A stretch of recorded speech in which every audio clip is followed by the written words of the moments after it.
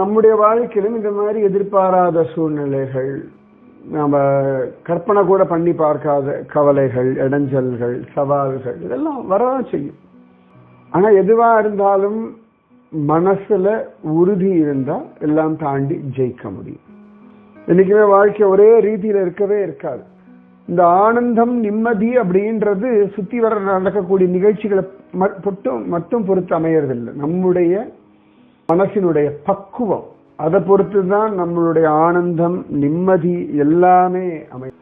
அதனால நம்முடைய பக்குவம் தான் ரகசியம் வாழ்க்கையில.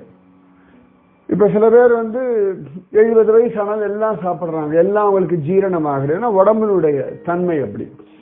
சில பேருக்கு 15-20 வயசுலயே சில பேருக்குலாம் இந்த குளூட்டன்லாம் ஒத்துக்காது, கோதுமை சாப்பிட மாட்டாங்க 15-20 வயசு பசங்களுக்கு. அப்ப அது உடம்புடைய தன்மை. அதனால அதே போல மனதின் தன்மை